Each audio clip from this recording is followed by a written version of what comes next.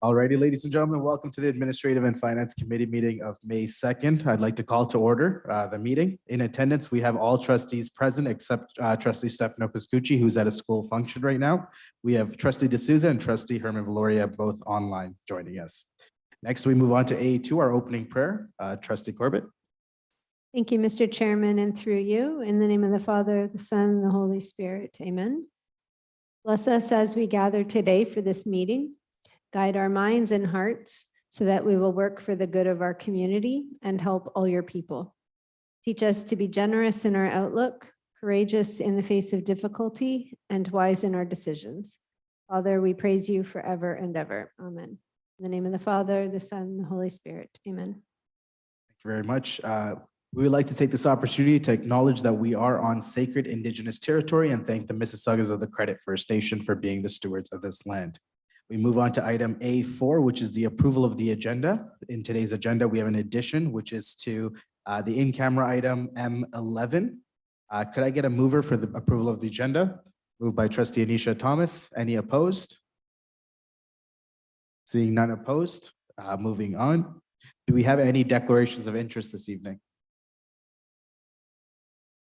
Seeing no declarations of interest, moving on to our next item, which is A6, the approval of the minutes of the Administration and Finance Committee meeting of April 11th, 2023. Can I please get a mover for this item? Moved by Trustee Thomas. Any opposed? Seeing no opposed, we have no pastor's remarks this evening, no awards and presentations, no delegations. We move on to updates, information, and reports from trustees for receipt. Starting off with item E1A, our Oxta report. Trustee Del Rosario, any updates? Not tonight, Mr. Chair. Perfect, thank you very much. Next, we move on to item E1B, which is good news items. Do we have any good news items this evening?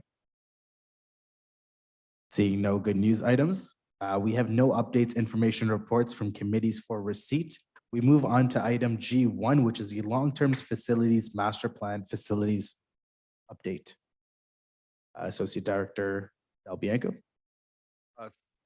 Thank you, and through the chair, we invite the facilities team to quickly present the report this evening, and I will hand it over to Superintendent Thomas. Thank you, Associate Director Del Bianco. Good evening to all through the chair. It is my pleasure this evening to present the second part of our Planning and Operation Team's annual update on the Long-Term Facilities Master Plan. This evening, the report will focus on an update of the state of our facilities district-wide. The Long-Term Facility Master Plan is intended to provide an overview of the current and projected state of Dufferin Peel school facilities that will be incorporated into the final Long-Term Facilities Master Plan document. Tonight's update will include strategies to support Dufferin Peel's long-term accommodation plan through ongoing capital planning and investments to ensure that Dufferin Peel school facilities are well positioned to support student achievement and well-being into the future. The report, as you will find on page number 14 of your agenda package, provides updates about the current age of our facilities board-wide. And you will see that we do have 151 schools in all that offer regular day school programs, 125 being elementary, remaining 20 secondary. These buildings altogether account for approximately 1 million square meters of gross floor area or space. In terms of age, the buildings range from 4 years old to approximately 70.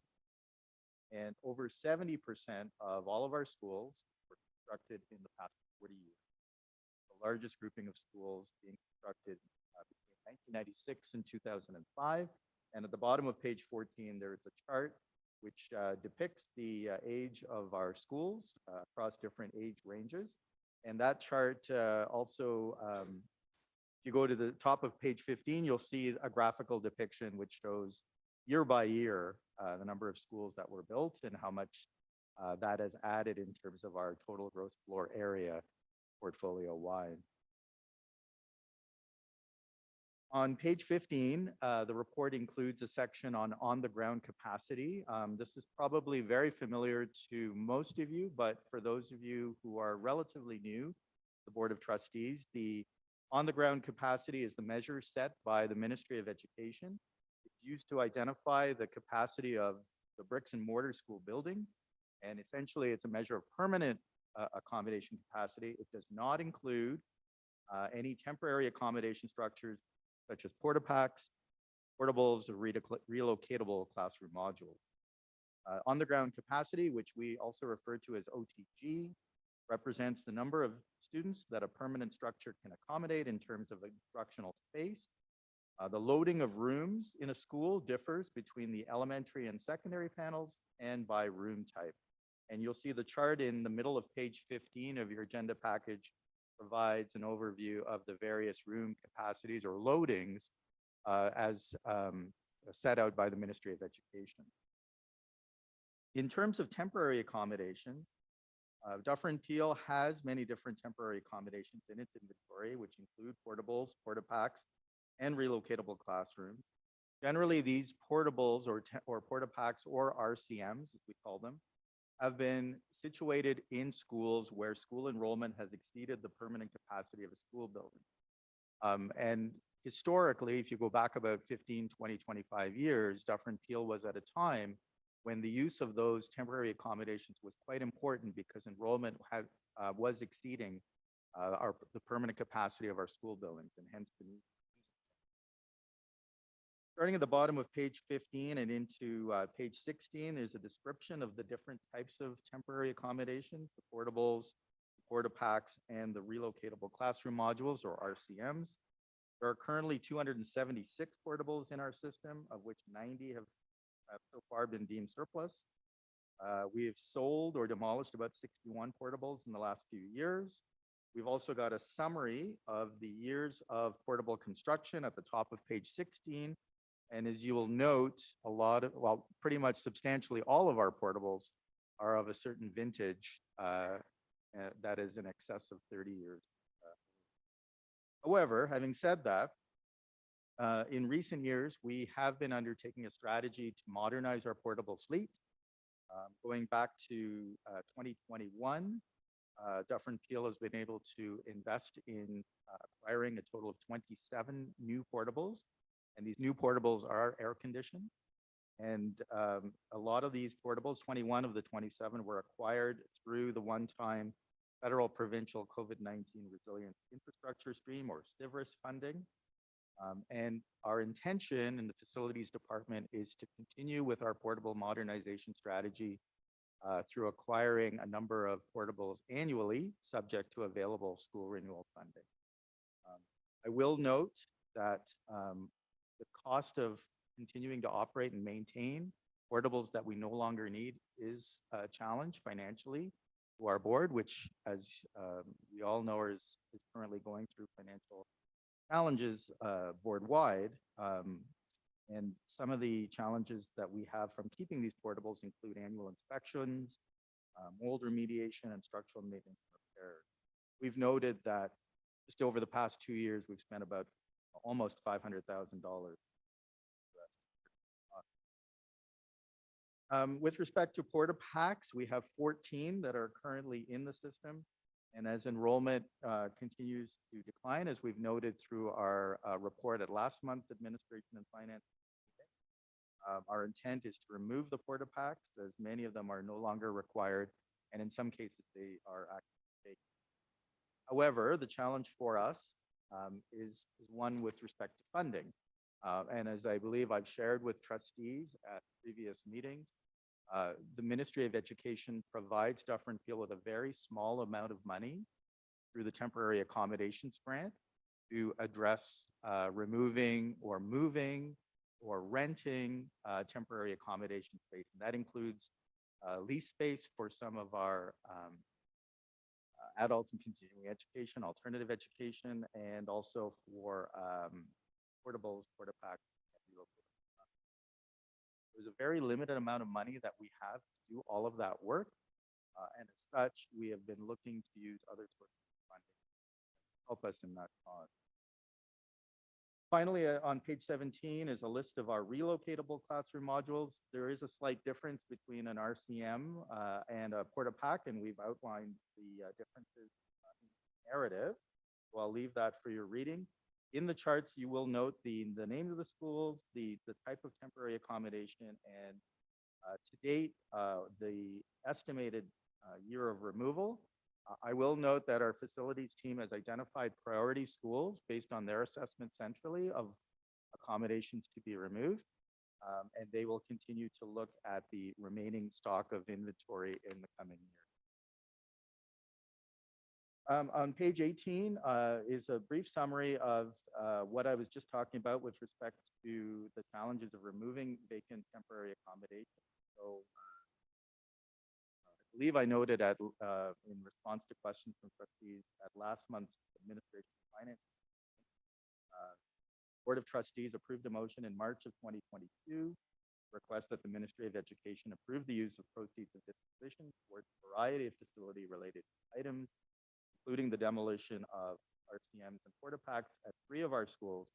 That was based on a priority list that was identified by facility staff. And that approval that request was approved by the ministry in August of 2022. And our intent is to continue to work with the ministry to engage with them around opportunities to continue to look at removing other temporary accommodations. On page 18 is a list of 7 schools that Dufferin Field continues to operate that were closed at one time. They used to be facilities. Those 7 schools were closed based on approval by the Board of Trustees following pupil accommodation review for construction. So the chart outlines the names of the schools and the current status. I will note that beginning in early 2020, our planning department staff engaged with users of the space, and you can see the users of the space are listed in the table. We've tried our best to to consolidate some of those uses, make more efficient use of space where possible. And so we've engaged with our ICT department, our adult and continuing education group, Indigenous programs, and our archives to assess current and future space requirements. Again, that work is ongoing, and we continue to look for possible opportunities at making decisions which will hopefully free up some space that may be at some point potentially declared surplus. Our plans to consolidate programs continue to proceed, subject to the potential impact of Bill 98 that was announced by the couple of weeks ago.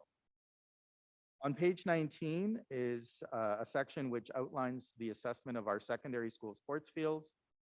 That information was shared with trustees at last month's Administration and Finance Committee meeting, so I won't go into too much detail other than to note that the results from that report are going to be incorporated into the long-term master plan and will help Dufferin Peel in the future inform potential opportunities to examine redevelopment or partnership with other entities about trying to improve those. So with that, I am going to now turn it over to my colleague, Manager of Capital and Facilities Renewal, Chris Sagar, and he is going to walk you through the next section, which is keeping our schools in a state of good repair, which you can find on page 19 of your agenda.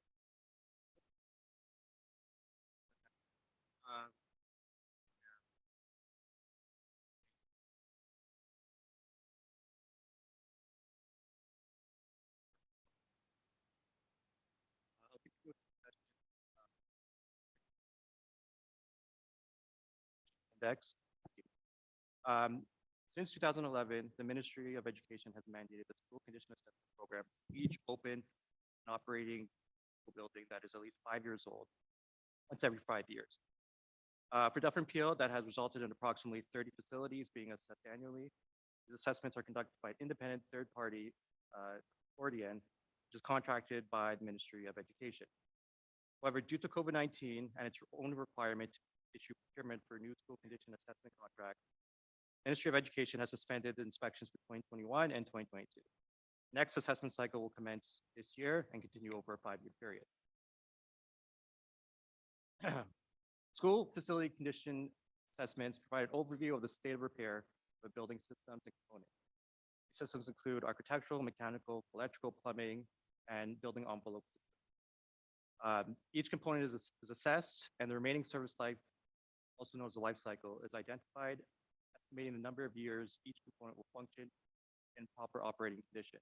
Information is gathered about the remaining service life of a building components by the facility condition assessment, which can help identify replacement timing and estimated costs for building component.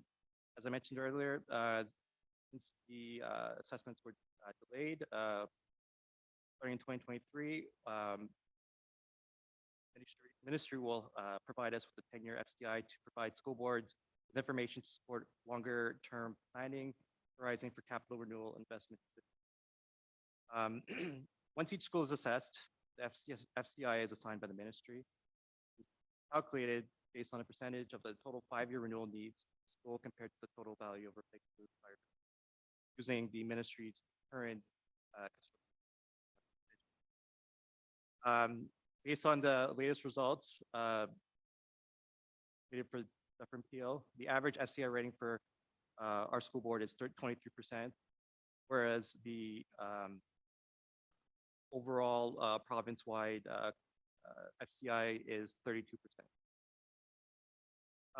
Facility condition assessments and FCI are both valuable tools that assist school boards in creating capital plans and identifying facility renewal and repair needs.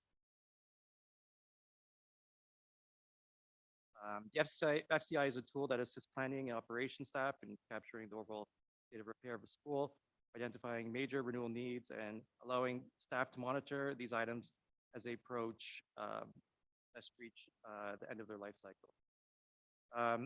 Since 2016, the Ministry of Education has used the FCI of schools to form the Condition Improvement Funding Grant, also known as FCI. The funding is intended to allow school boards the ability to address major renewal in nature, windows, boilers, HVAC, etc. For this current school year, we've been allotted $22.9 million in FCI funding. Just recently, we've been informed that the ministry has allotted 23.1.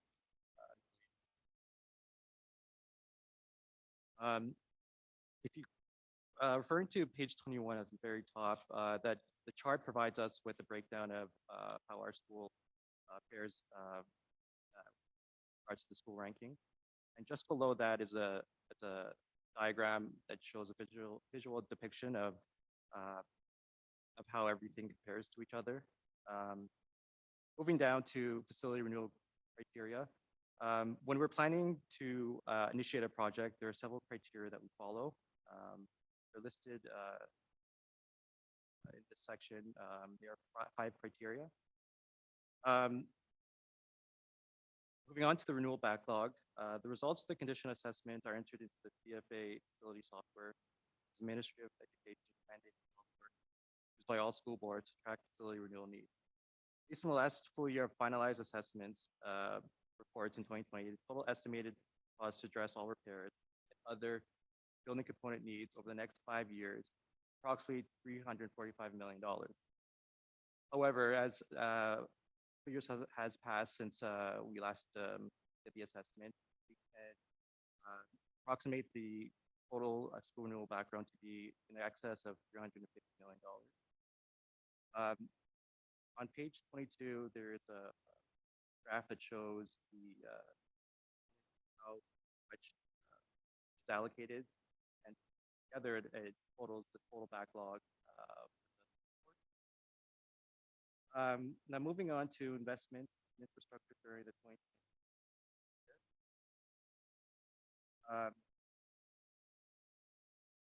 Peel has completed one major capital project renovation.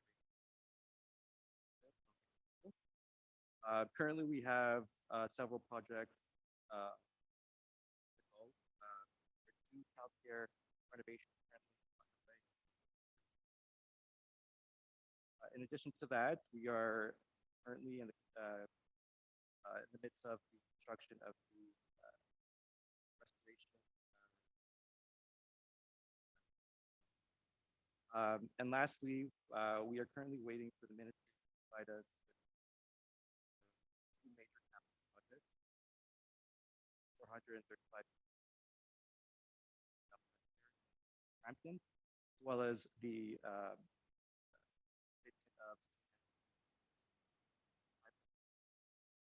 full also with Brampton. On top of that, Dufferin Peel has been working on the COVID-19 billing.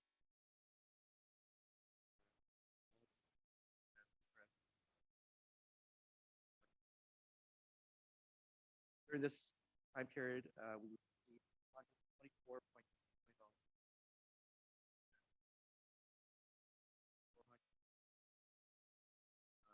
There's a list of the various projects that we have completed. And we have a deadline to complete all the service-related projects. I will now pass on the next. Thank you, Chris. Continuing on through the chair, we look at ventilation optimization. Ministry has funded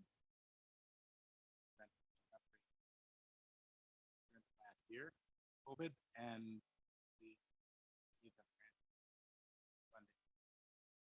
April of this year, that there will be a continuation of that funding.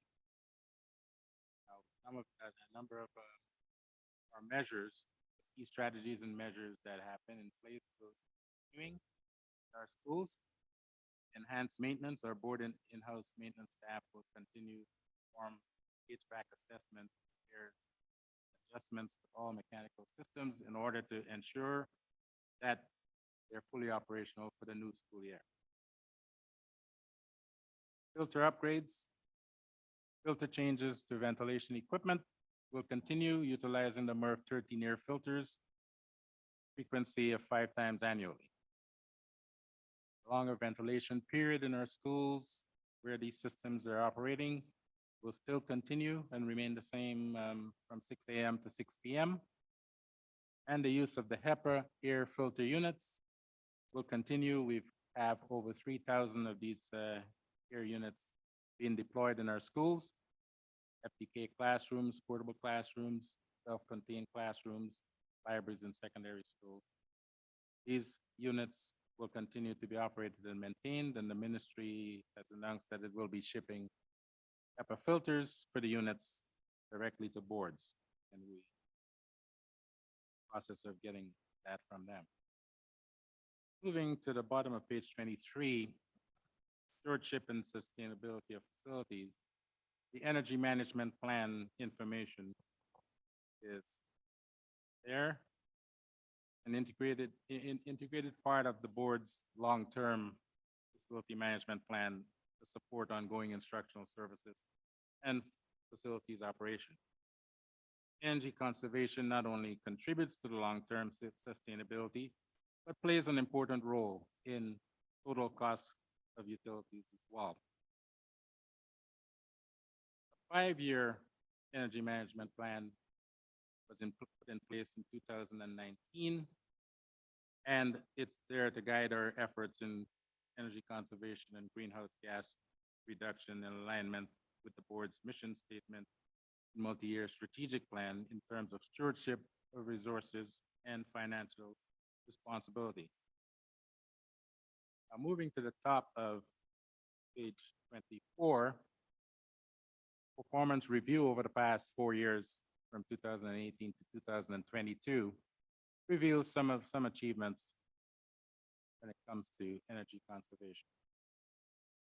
Trend of total annual energy consumption is going down. Total utilities costs have been reduced, and the cumulative energy cost containment in the past 4 years has been $7.1 million. COVID-19 has had an impact significantly on our utility usage over the past 3 years. While consumption initially fell in 2020, during that time when schools were closed, our consumption levels have increased since schools have been reopened as a result of enhanced ventilation levels, longer operating periods, newly deployed HEPA units, and the addition of air conditioning being installed in 15 schools through the Service project. The actual demands are estimated to increase our energy consumption by over 10%.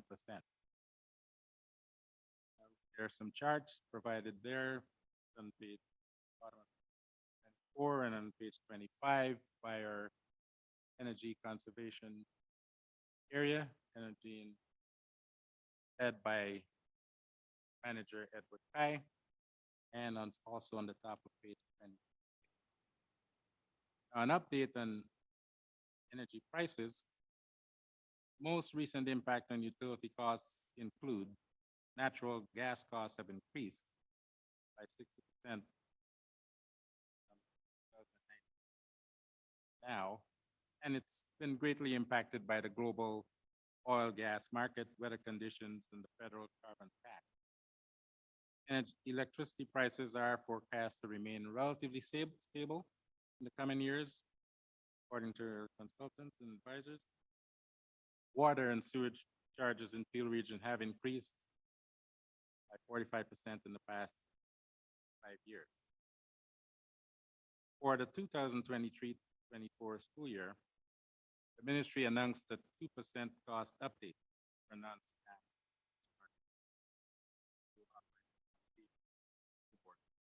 managing increases in commodity prices, natural gas, utility insurance, and other costs.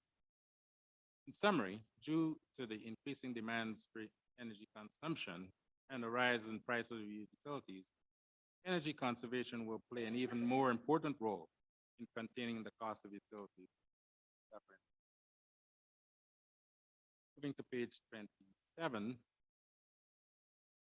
there are charts provided by the department, but the bottom of page 27, the board continues to commit to energy conservation and demand management. Utilities Department went through a slight restructuring to emphasize the priority of these commitments. The Environmental Support Services Department was established in 2021 to integrate the collaborative efforts of energy conservation, building automation system operations, and HVAC maintenance. And it has been a significant measure because it has not only enhanced energy performance, but also improved our HVAC operation and preventive maintenance across all board facilities. On page 28, summary of some of the initiatives that have been planned and put in place from 2019 to present. In design and construction, 90 schools and board facilities have been retrofitted with new LED lighting. And we expect that to continue all remaining schools over the upcoming years. 43 schools have had high efficiency condensing boilers that have been replaced during that period. Total of 76 building automation systems. We're looking to have them replaced and upgraded by the end of 2023 to promote higher energy efficiency, reduce maintenance costs, and improve comfort.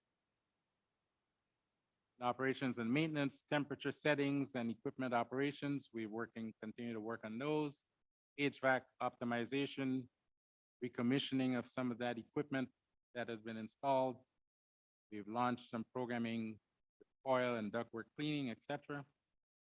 And we continue to work on our occupant behavior and awareness training, energy benchmarking and database, environmental programs such as Eco Schools, Earth Hour, National Sweat a Day, School Energy Challenges, all in support of those initiatives. FNPL has also tapped into various energy conservation incentives for extra funding to support energy management. The Independent Energy System Operator, IESO, funded Energy Manager Program provides up to $150,000 annually for sponsoring an energy manager. Dufferin Peel has participated in this program since May 2018 and has received over $600,000 from this program in the past 4 years. Then there are various energy project initiatives as a result of the LED lighting initiatives that we put forward and the boilers, etc. And as a result of those, Dufferin Peel has received approximately $2 million from incentive rebates since 2016. The table below provides you with that information. Pass it over to. Thank you, General Manager Mariah. And continuing through the chair, on to the top of page number 29 is a section on our classroom shuttering program. On an annual basis, our planning department staff review the utilization of each school and assess the need to shutter classrooms that are not required to provide necessary instructional programs at that school. Usually in cases where the enrollment has declined in time and is much less than the available capacity of that school. The shuttering of classrooms generally entails the reduction of a classroom or a group of classrooms from being used. Schools with capacity which exceeds enrollment are identified for review and consideration of shuttering. Our planning department staff then review enrollments and capacities with school administration with a view to looking at school floor plans, and then they also consult with or final proposals are offered with respect to which classrooms are shuttered. When classrooms are shuttered, they are cleaned and secured, and access to these rooms are restricted, reduced for ongoing cleaning, and to limit the cost containment measure that we've used at Dufferin Peel for some years. However, during the pandemic, when we were making an effort to ensure that we spread students out across every available square foot of our schools, those shuttered classrooms were unshuttered and were being provided. So we are essentially reinstating the classroom shuttering program that had been on pause during the pandemic. Between 2017 and 2019, approximately 300 rooms were shuttered across 59 schools. As a result of that initiative, it's been estimated that utility spending was reduced by about $173,000 for that period. As I've noted, the program was suspended for a time in 2020. Work of planning department in terms of reinstating the shuttering program, which will resume in September 2023, will result in approximately 122 additional rooms. I will note that in every case where there is classroom shuttering, the schools will still have access to 4 flex rooms. So schools, it is not as if the administration of the school will not have the ability to have some flexibility and latitude to be able to use additional rooms. And that concludes our facilities update as part of the long-term facilities master plan report for 2023. And General Manager Mariah, Manager Sagar, Manager Kai, who's joining us via Zoom, and I are available to answer. Thank you very much for that detailed presentation. I have a few questions for you individuals. On the list so far, I have Trustee Mario Pascucci and Trustee Stefano Pascucci. Anyone else? Trustee Luz Del Rosario. If you're online, you can just message Trustee Corbett and she'll let me know as well. If there's no one else, Trustee Mario Pascucci. I have a number of questions, Mr. Chairman. I will be going through, I'm going to relinquish this chair for a moment, come back later on if I may. Thank you so much for an incredibly exhaustive report. I mean, this is a thesis in itself. Amount of paperwork that's been put together, the amount of work together, everybody put together, and trying to make sure the timing is available and what have you to get together. It's good. Thank you. I have a number of questions. They're going to be bouncing different places, but I'm going to be speaking to individual areas of concern that I have.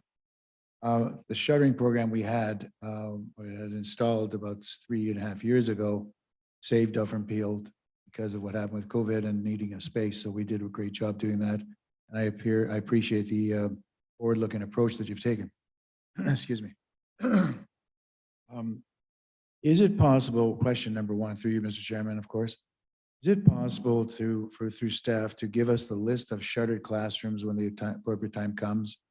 I'm not asking for any of these reports immediately, but if you can provide us a grouping of what was shuttered prior and what's shuttered currently and see what's happening, because the population has changed considering our discussion we had about less than a month ago when we said there was a number of less students coming in, playing, et cetera. So I'd like to get a handle on that if I may. Through the chair, yes, we can. Thank you very much. So that provides school update. A question I'm not sure who talked about the individual schools or the replacement schools, sorry. St. Alfred was on one of them, was on the previous year program, and as a rebuild, it was taken off by the ministry or not accepted by the ministry. Where are we going with that school that was planned to be on there? Did the criteria change? What happened and why is St. Alfred's not on the list? If you don't have the immediate answer, I am taking this literally out of the blue. If you can provide some kind of response, we appreciate it. Through the chair, the ministry has not yet announced a submission opportunity for school boards to present business cases for new capital priorities project submissions. So we are awaiting for more information to come from the ministry on that. And when the time is appropriate and they've announced a window for submission, then we'll certainly take a look at that particular project and other pressing major capital needs in the board to see which ones would be suitable for consideration in terms of presenting a report to trustees, as the trustees would need to approve that list before it gets submitted. Thank you very much. I would appreciate that information well when the time comes, obviously.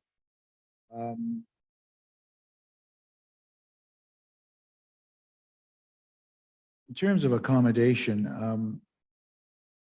am I missing something in this report when it comes to, for example, program intervention and programming opportunities relative to space that's available specifically, for example, community, the Polish community wanting a school for themselves, et cetera. Am I missing something within that? Because this gives us a great snapshot, an exceptional snapshot of what's happening in terms of accommodation, but it not specifically speaking to international languages, the specific needs for the expressed by the Polish community as well. Is there anything in here that we could take a look at, or how would you like me to proceed on that? Through the chair, I'll start, and I believe Associate Director Del Bianco will also want to weigh in. But essentially, the long-term facilities master plan also includes in its complete form a program strategy component attached to it. And so when we look at the opportunity to sort of identify where are we as a board in terms of our program offerings, across the entire spectrum, and what are the facilities that we have to offer those programs, we do have to take into account an identification of the various program needs that we want to provide, not just now, but into the future. And it can include a wide variety of different program offerings. And we certainly see some of those, as Trustee Piscucci has identified. There's interest when it comes to specific language, but then there's also other programs, whether it be French immersion, regional arts programs, and things of that nature. So working with our instructional colleagues, part of the work that we need to do going forward is to incorporate that particular information into how best to utilize our facilities going forward. So that work is still ongoing, but I'll turn it over to Associate. No? Okay. May, Mr. Chairman. I appreciate the response. But the concern I have is the idea that we've had a reduction of the number of thousands of students for various reasons. This is one question why I'd like to answer: which school classrooms we're shuttering now compared to before, and what have you. And then the need to build another program so that these schools continue to maintain their viability when it comes to costs, but also in terms of use when it comes to personnel. So I guess what I'm saying here is that I'd like to get some kind of an idea, because the community itself wants to have a response. And I know we have met with them on a number of occasions earlier in the program, earlier when we started preparing this report. I don't know of anything since. I'm not saying it didn't happen. I'm just saying I don't know of any since, but the request of the community was to be interwoven into the response here. I don't see that here, but I understand why you did that and going to go from here to here and what the ministry is going to mandate. And this brings us to Bill 98, which I'm going to address in about half a second. But yes, I just wanted to know where we can go with this in terms of meeting with the community, ask their specific questions. And the answer is yes, the answer is no. Whatever it is, it's got to be with the decision made at this particular table. So I'd like to know what's the best approach, if there is approach to work with now, or where do you see this going in, let's say, the next 2 months? Thank you, and through the chair, I think the best way to describe the two components of the plan that were presented to trustees, or their snapshot of where we are today and where we look like we're going in the future with regards to the condition of our buildings and the available space in those buildings. The extra layer that needs to go on top is going to be the program strategy. There wasn't much consultation on the development of this because this is all based on factual information. But this is going to be used as the backbone, or this document and the information shared is used as the backbone if or when we ever get to the point where we go down the path of accommodation reviews again, right? We know what kind of condition the buildings are in. We know what enrollment's like. Layered on top of that, and that's the work the program department's working on, is if we're looking at different programs, one, what should those programs look like? And we can't just put a program in place at a school just to cannibalize the population of another school. So it has to be very strategic in what's currently there, what's around there, and will it draw? So I think that is a consultation process with communities with regards to what are you thinking? What can we provide? What does it cost? And how do we roll it out? So that's kind of the third component to the plan. What do the buildings look like? Where do we have available space? What is going to stay and what could potentially go down the road? And how do we fill up that space with a program component? Because enrollment's not coming back at the same pace as it's been declining over the last couple. So that is the next step in all of this. Chairman, if I'm going to just read the question, I'll just relinquish the chair at that point. I thank you. I appreciate that. Here's the tough question. When do you see that happening? Because the need to continue to support these schools in terms of what's available. I mean, a perfect classic example, St. James. St. James closed with 91 students, I think it was, 93, whatever it is, or 71 schools, and now at 260 plus. We've done the right thing by introducing a program. So I hear where you're coming from.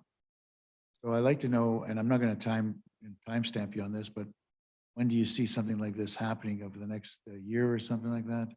So through the chair, seeing that we're at the end of this school year, that consultation should take place in the fall. Yeah, thank you, Mr. Chairman. And thank you, Daniel. Thank you, Matthew. Thank you very much, Trustee Mario Pascucci. Next, I have Trustee Stefano Pascucci. Thank you, through you, Mr. Chair. Page 25, just pull it up for a second. Just out of curiosity, so at the very top there, 2018, 2022 utility costs for Duff and Peel. Great to see that there's a lot of negatives, but there's also a massive 70% increase. I'm assuming that's just because utility costs have gone up. Has our overall consumption gone down? Were you able to figure that number out? Through the chair, the cost of natural gas particularly has skyrocketed. And that is a cost that's increased, province-wide for all users. And certainly for us at Dufferin Peel, that is significant impact. Otherwise, we would have seen additional cost containment. However, as a result of natural gas prices floating the way that they did, but that's what happened over time. With respect to consumption, I'm going to ask General Manager Mariah or Manager Kai if they can comment further on that.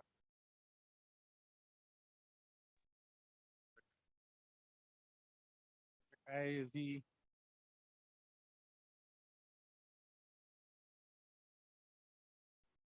You not have Manager Kai. Unmute, Edward. Oh, you wanted me to answer? Yes, please. Hi, good evening, everybody. Through the chair, thank you for the question. Yeah, in the last couple of years, the consumption is up and down, and but the trend is quite clear, is declining, and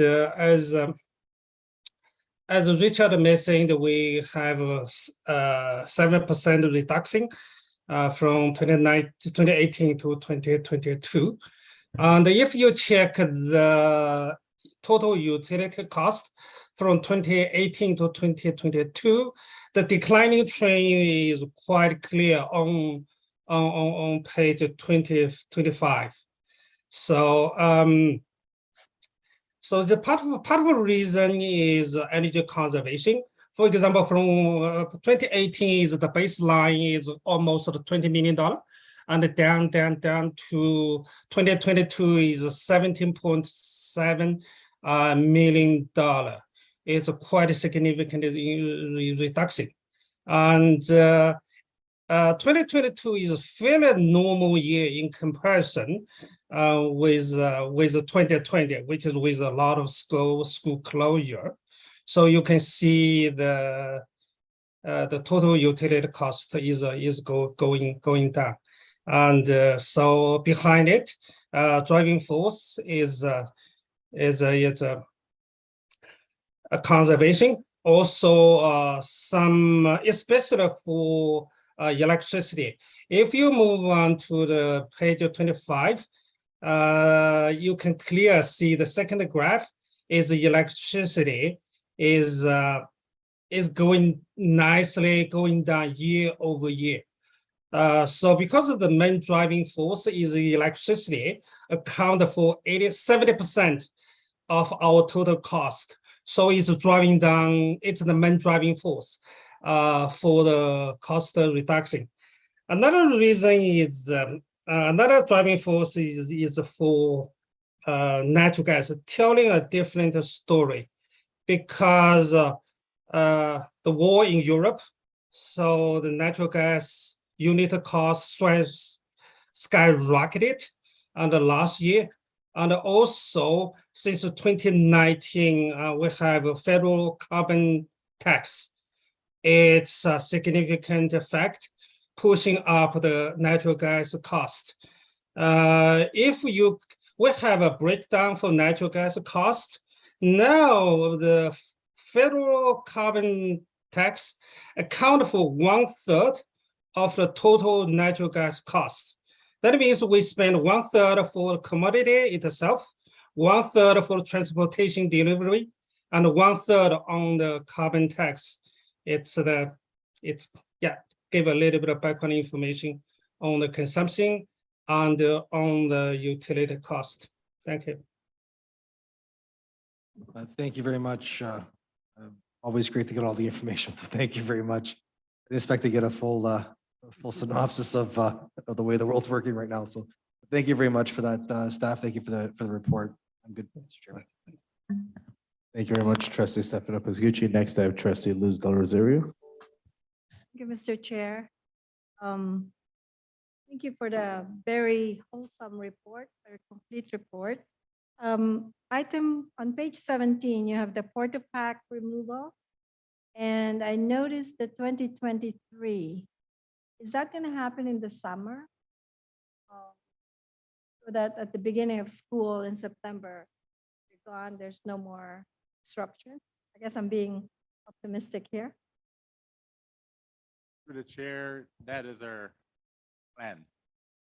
That's the plan. Yes, those that are scheduled to be removed in 2023, our plan is to get them off the sites and restoration done for September.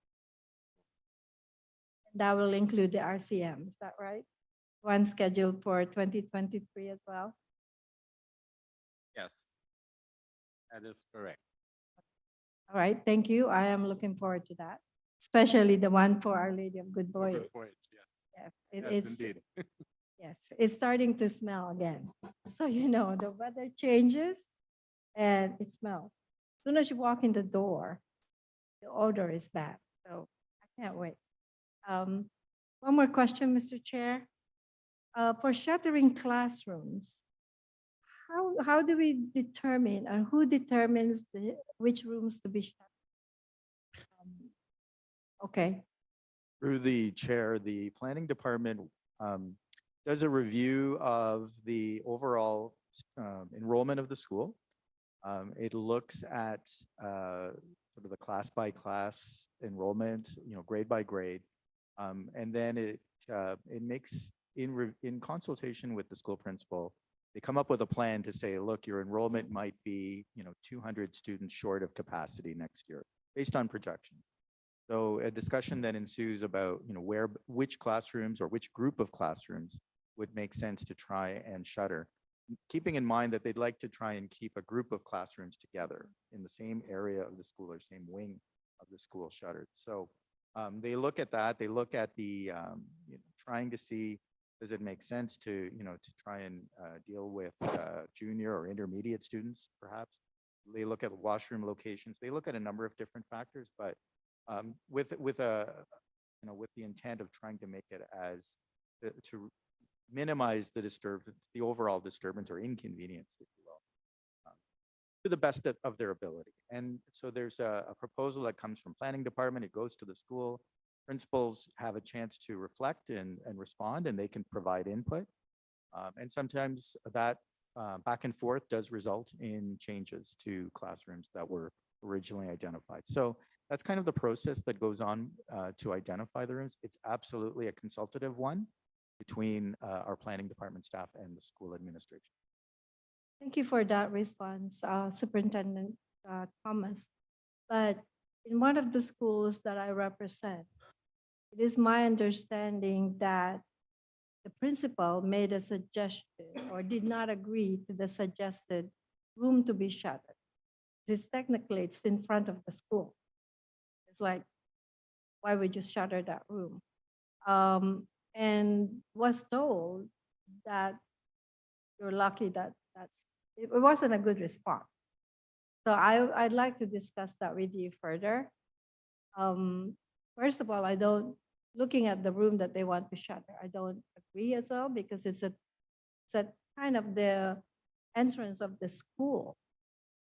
And one of the other rooms that they want to shutter, this is my other question, is they have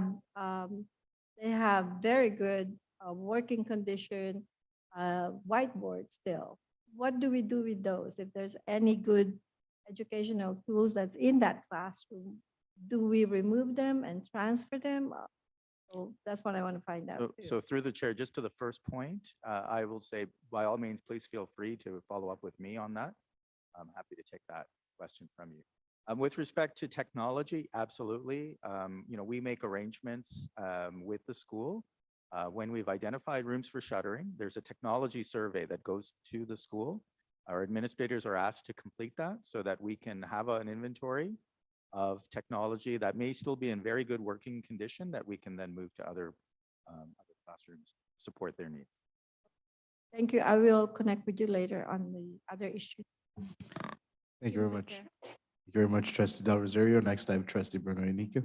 Thank you, Mr. Chairman. Just on this point, if the equipment technology is old but still usable, do we still make that accommodation? Through the chair, as part of the technology survey that is sent to the school administrator, they would need to identify that kind of an issue. If it's still in good condition but it's old, they should note that. If there are concerns about it potentially being near end of life or requiring replacement, that should be identified as well in the survey. That information would inform how we then work with our ICT department in terms of potentially replacing any equipment that might need to be replaced. And if a principal is retiring and the new principal comes in, is there any crossover conversation between, it may not be this group that would answer that, but I'll ask it, and if they don't have an answer, that's so be it. Is there any conversation on this room is going to be shuttered. This is why I chose it, the old principal. Now the new principal comes in and may or may not agree with that. Is there any crossover conversation with the new admin staff? Because I know recently it's happened quite a bit. So, and I have one of those situations in one of the schools of this board that I represent. So the old principal left, the new principal came in. It was a bit of a, well, we didn't have, we had a choice, but this is the choice that was made. I still have equipment in there that is old, but it works. And now I go into that classroom, it has nothing in there. So now I have to try and get that into that, or I have nothing, even though that's old, it still works. Through the chair, if I could just provide some clarification on a lot of the shuttering program for everybody. It began a number of years before COVID started.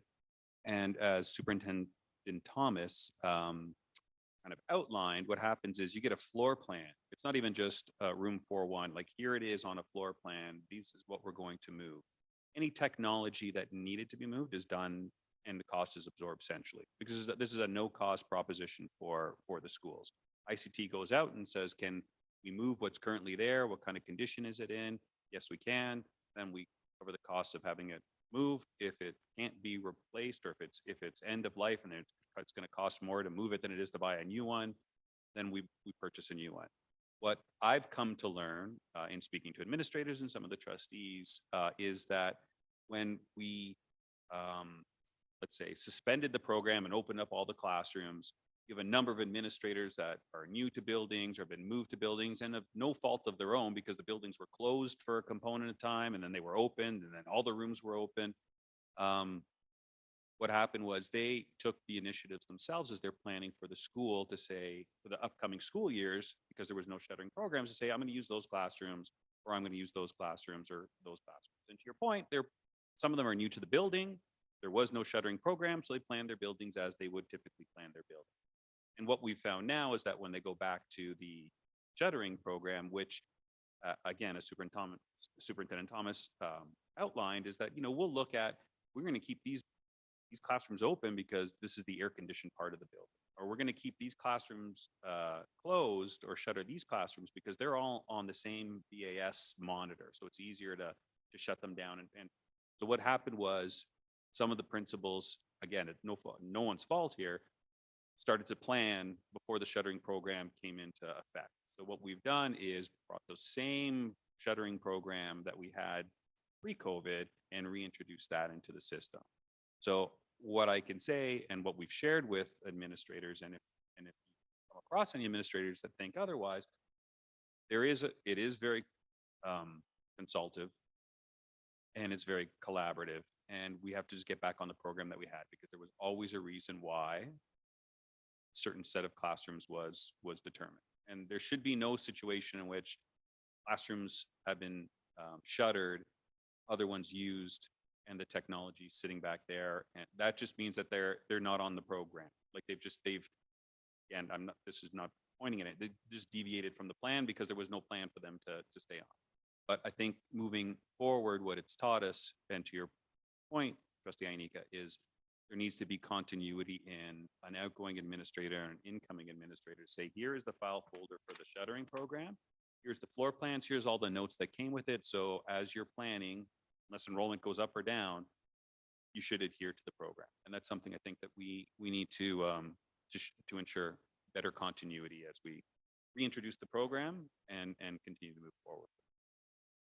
Mr. Chairman, if I could, Superintendent Thomas talked about the programming, or sorry, Associate Director Del Bianco talked about the programming overlay over the current plan that we have today, or presented tonight.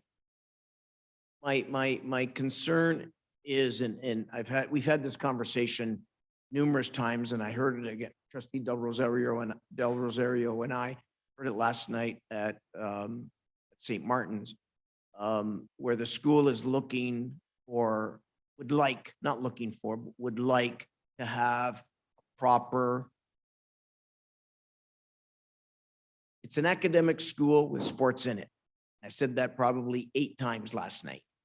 And I repeated it and repeated it and repeated it because I think that our schools, because they have whatever schism in it, they think that that is their main school. That's their main program.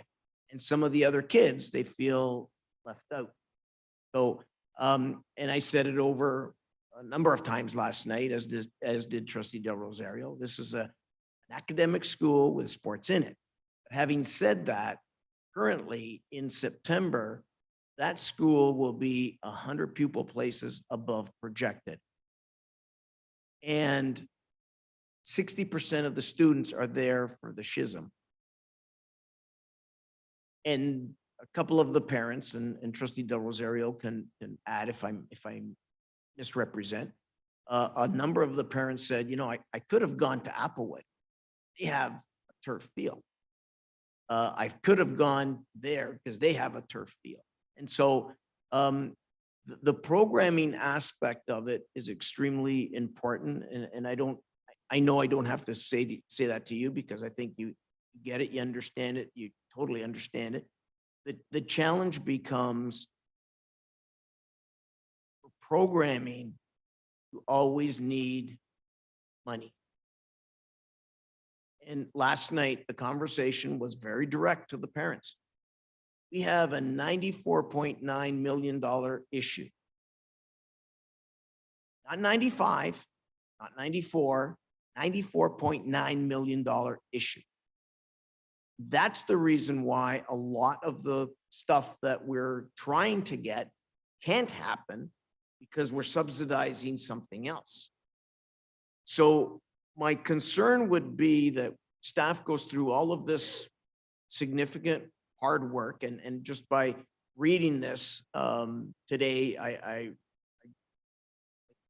this couldn't have been done in one fell swoop. It had to be done over a lengthy period of time. So thank you.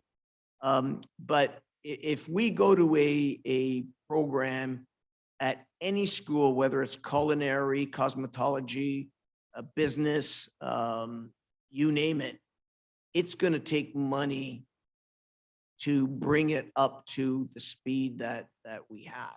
So are we doing the work and saying, yes, this is what school A would require? They require a steel vanity. They require a fridge. They require this type of a stove for culinary. But the board doesn't have the money to do it. Now what? You've done all of that work between you and this tonight, the future work that's going to have to be done, programs part of it. And at the end of the day, still have one issue that takes away a lot of those funds that could have been, may have been, could be used on the programming needs of our schools. How are we going to do that? Because I'll go back to what I said at the board table and the question that I asked. We have, and tonight it was, I don't remember the number, but Chris referred to it. You know, we have, we get $25 million from the government, yet over the next 5 years, we got a 300 plus million challenge. So my banking isn't all that, I'm not all that bright in banking, but I can tell you 25 million, 300 million, and then in between all the programming needs that we're going to need, it doesn't work in my line of thinking. So unless staff can help me out on what we can do, I'm not sure. So through the chair, if I can, I mean, that's a big question. But I will add, having gone through one of these before, the first step is, and we're in the benefit of looking at everything from 30,000 feet, right? We get to see the map of the entire system. We get to see where all the schools are located, and we're not dealing with it at a school level. At the present moment, you're absolutely right. The discretionary funds that we had to take on some of those initiatives, like artificial turf fields, we don't have currently. What we also don't have, and what I think is one of the main components of the program aspect of the plan, is an idea as to what people and our families and our communities want throughout the system. I mean, we're talking about one specific school there, but when we're looking at, and even dealing with our colleges and our universities, what are they seeing trend-wise as future jobs, future observation or occupations, future pathways? When we go out to our communities, it's no guarantee that anything is going to happen. It's really kind of soliciting from them or gathering from them. What do you want to see? And how does that differ from the northern part to the southern part, eastern part, western part? And if we look at art programs or we look at any specialty programs, how do we and where do we place those? If it's another St. James, where should that be? Is there demand up there? So right now, we're at the early stages, in my opinion, of that, just even trying to solicit what, one, the future trends look like, two, people in these communities, what they are looking for in their local schools. I think what we have as trustees and kind of centrally, we have the ability to say, okay, this is what Caledon is saying, and this is what Mississauga is saying, Brampton's saying. And now we know what schools, who has enrollment, where there is space, where there's not space, where are those conditions, what the cost of this is, what the potential cost of that is. Any program strategy that we put together, it'll be nothing that we can roll out in 1 year. Like it would be staged, because what you don't want is the program to flounder or to just disappear because you can't gain track. So the first step in my mind, and my vision of it, would be to get out there. It does a couple of things. One, it introduces Dufferin Peel to maybe community members that have never gone to a Dufferin Peel school before, but you're still out engaging with them, trying to find out what they want or what they see a pathway for their child is. Program strategies, in my mind, are also the ability to demonstrate to a parent, if you put your child into a Dufferin Peel school in JK, doesn't matter what the school is, here's the pathway. Here's the pathway through elementary, here's the pathway through secondary, this is where you need to start, and this is where it'll get you. I think that's the type of program strategy we have to put together. There is absolutely a cost, but I would prefer to see the board in a situation where we have the plan in place, and then if the funds become available for whatever reason, then we can start enacting on the plan. What I'd hate to be is in a position where now we have funds, now let's engage, and that's going to be a year or two long process. So let's find out what they want. Let's engage communities. It works as an advertising campaign as well, because you're out there. Gather that, bring it back here, and have that discussion with, what do we think? What's it telling us? What can we do? What can't we do? Just be open and transparent with people that we can't have everything all at once. And some of the things that you may have suggested are completely not feasible or viable. And at the same time, have those discussions with colleges and universities to find out where they think. There is no easy answer to it, because a financial component is one of it, but I think we need to put Dufferin Peel in the best position to enact a program strategy as funds become available. Thank you, Mr. Chairman. Thank you very much, Trustee Nika. Next, I have Trustee Mario Pascucci. Mr. Chairman, you to staff, and I question regarding Bill 98. I guess through you to, if I may speak to the director for a moment, I know she's out there. Marianne, Director of Education, how are we handling Bill 98 here? Because this touches us some of that as well. I'm sorry to pull you back, this one. This touches us in many areas. How do you see us working with this, or how much we have maybe a welcome to Bill 98 discussion, I think? What do you see this going? Because a lot of this I could see coming from different directions. Through the chair, thank you for the question. And I think we await the passing of Bill 98 before we really think more deliberately about what our response needs to be and the direction that will come from the ministry as a result of that. But staff have taken a cursory look at the suggested changes on Bill 98, and I would share with you with confidence that Dufferin Peel is well positioned to respond to what potentially could be changes to the Education Act as a result of Bill 98.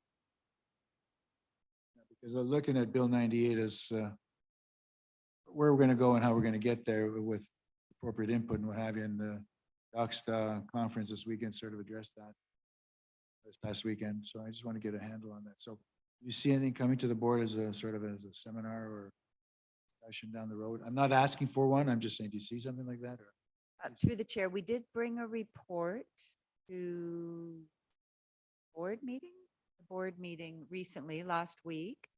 That would have given you an overview of the suggested changes to Bill 98, but we could provide more detail in regards to the suggested wording that is being proposed for changes to the Education Act.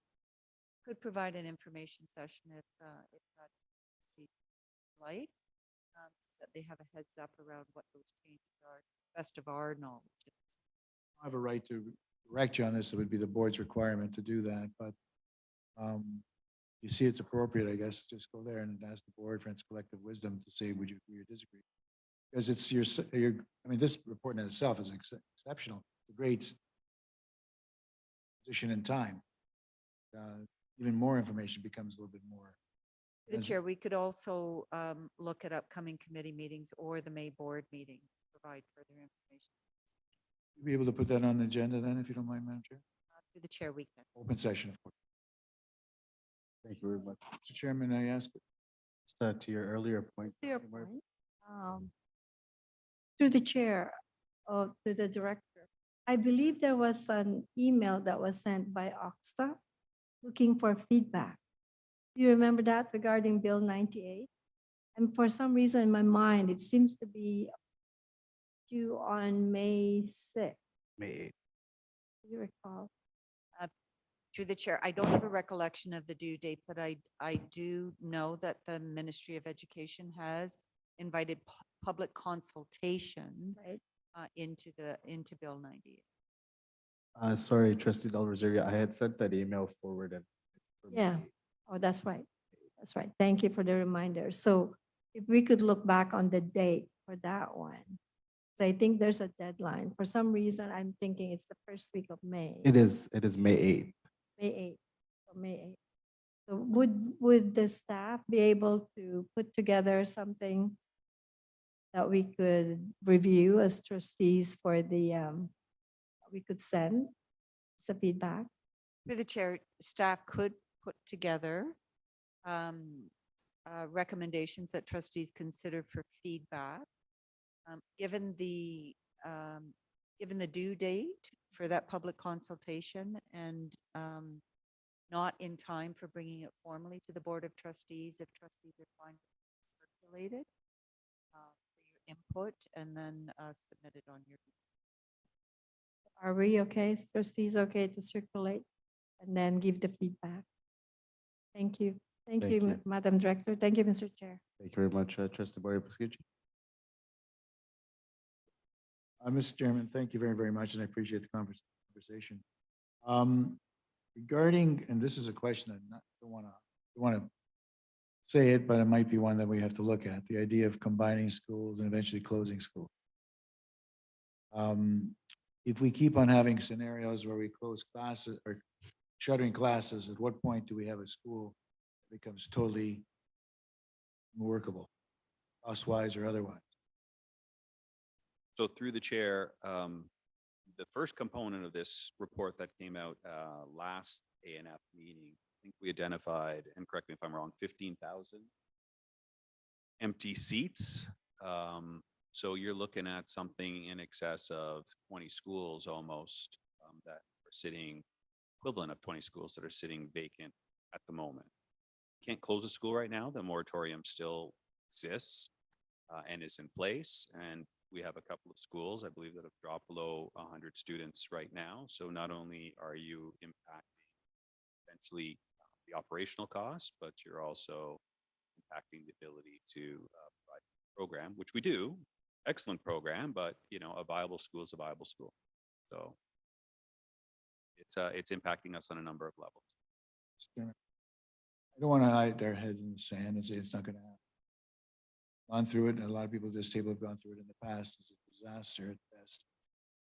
Workable at the easiest. But the fact of the matter is, at the end of the day, who's paying what? And this is why I started saying there's Bill 98 and all this kind of stuff gets dovetailed into this and the big cauldron, or whatever you want to call it, get this mixture going, because we definitely need a plan down the road, and the programming strategy, as you put down, as you said, the layer, that's an exception.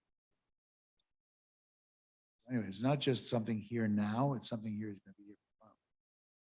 Through the chair, what I will add, because I mean, we've been open about this the entire time. Even with a comprehensive program strategy, it's going to be very difficult, if not impossible, to fill up 15,000 empty seats in the board. And but the easiest way to do it is we optimize funding from the ministry when our schools operate at 100%. So if the people places of the school, if it was built for 550 people places and we have 550 students in there, we are funded exactly the amount of money that we need to operate that school. And any student below that mark, so 549, 350, we have to make up that difference through our operational dollars. So while we look to gain as many students as possible through a program strategy, through new school builds, through everything, it is going to be extremely difficult to make up that. I mean, Mr. Chairman, this is not just an issue that's near and dear to, focuses on Dufferin Peel, it's the entire jurisdiction. Through the chair, it's throughout the entire province, not Province, I even mean, just the province, yeah, jurisdiction. It's all school boards. Since the moratorium has been put in place, the provincial government has given or taken away one of the tools that school boards have to try to right size. So we're still trying to fund everything as if we're running, at 190 student, 100 or 93, 90,000 students when we're not.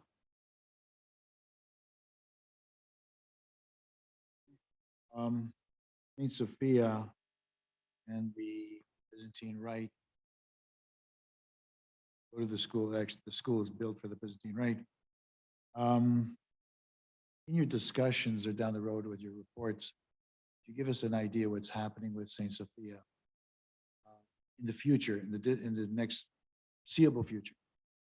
But immediately, I'm going to ask this question in Q&A because it's sort of germane, but not germane to this speech. I'm going to ask the question, what are we doing with Saint Sophia? So come back to that with a Q&A. Towards the end of the class, the end of the lecture. You got it. Thank you, Mr. Mr. Pascucci, do we have any other questions? Seeing no questions, thank you very much for that very detailed presentation. Next, we move on to item G2, which is the results of transportation eligibility reassessments for the 2023-2024 school year. We'd like to pass the floor to Superintendent Matthew Thomas. Thank you. And through the chair, starting on page 33 of your agenda package, you will find a report which provides some additional information to an item that was presented at the February Administration and Finance Committee meeting.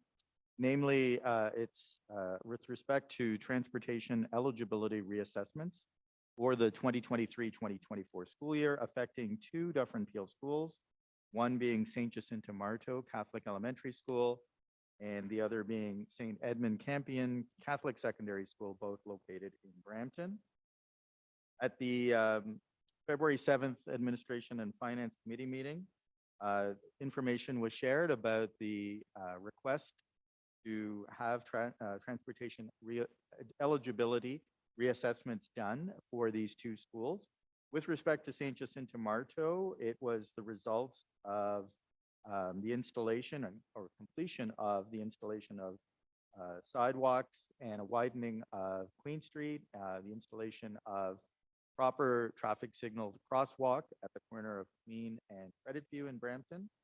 And with respect to that school, there were 30 students who had been receiving transportation to the school who lived in an area that would not normally have been eligible for transportation based on how far away from the school they live. But because that traffic infrastructure had not yet been completed, it was deemed that it was unsafe for those students to walk as per. That's why those 30 students were receiving transportation. Since the time that we presented the initial report in February, Brampton Traffic Safety Council and Stop Our Staff have completed their review of the area, and they have confirmed that all of the infrastructure upgrades have been completed, and information has been shared with the school administration and the families about the fact that this reassessment would be taking place and that they could potentially those 30 students could lose transportation that they're currently receiving based on their home to school distance as of September 2023. And further communication will go out next week to these families. I'll just add one more note, and that is that the City of Brampton will be conducting a further site inspection once school starts in September of 2023 to determine if a crossing guard is warranted at the intersection of Credit View Road and Queen Street. And that information will be shared in the fall once that review has been completed. And that's standard with how crossing guards would be assigned whenever there's the completion of new traffic infrastructure. So that's St. Jacinto Marto. The second school is St. Edmund Campion. For secondary school students, the transportation eligibility distance is 3.8 kilometers, which is measured using StopR's bus planner software rather. StopR staff detected an anomaly in the measurement of the walking distance for some students attending the school who had been or have been considered eligible for school bus transportation. Once that measurement anomaly was discovered, it was highlighted by StopR staff, and information was shared at the February Administration and Finance Committee meeting with trustees, highlighting the issue, and notification has since been provided by StopR to school administration, and a letter has also been shared with families of students indicating that this transportation eligibility reassessment would be taken place. So that basically concludes this report. There is information in terms of the Appendix A and B, which highlights the specifics of the location of these students. I'd be pleased to take any questions. I also believe that General Manager Roy Warenga from StopR is also with us. Yes. Thank you very much, Superintendent Matthew Thomas. Do we have any questions to this presentation? Yes, Trustee Luz Del Rosario. Thank you, Mr. Chair. Just a point of clarification. St. Jacinto Marto is an elementary school, right? So with the new five lanes along Queen Street, I think that's a little scary for elementary students to be crossing. Whether there's crossing, I don't even know if they're going to have a crossing guard there, but five lanes, a little bit wide for elementary students to be crossing. So through the chair, thank you for the question. At that particular intersection, it actually narrows. So it's 4 lanes, but there is a turning lane as well. So I guess technically it would be 5. There is a traffic signal there. So the students would be crossing at the signalized intersection. I would still encourage through the chair, because I remember having one of my school, the Mavis area, which is a 6 lane, and there's also a right turn lane there. The right turn lane is the one that's causing the danger to the kids, because as kids are crossing, the people who want to turn right are rushing to turn right. So when I stood there at the corner with the Traffic Safety Council team, those are the ones that we found. So I'm just expressing my concern. We did 5 lane. I think we gotta make sure that the kids are safe. And I remember this street in Brampton when it was under construction. It was wide. So I just want to express my concern because of how wide it is, and knowing that it's elementary students, even our high school students, a little dangerous to cross. Through the chair, Thank you. again, I'll just reiterate that Brampton Traffic Safety Council will be going out to inspect, and certainly if they assess to It's Trustee unsafe. Del Rosario's concern, if they assess that a crossing guard is warranted there, then they will certainly do so. And from what I've seen in that area, because I live not too far away, so I'm quite familiar, there are crossing guards that have been assigned at what I would deem to be less busy. What if they declare it unsafe? And we will have the busing reinstated, right? Through the chair, if Brampton Safety Council declares the entire intersection unsafe to cross? Through the chair, I would have to take that back. Generally, If there is a traffic signal, and I know it's got it's got the countdown timer to indicate the number of seconds to cross. It's fairly generous from my recollection in terms of pedestrians. But again, having a crossing guard, if that's the assessment from Brampton Traffic Safety Council, will certainly assist with that. Thank you. Thank you, Mr. Chair. Thank you very much, trustee Del Rosario, trustee Bruno Inica.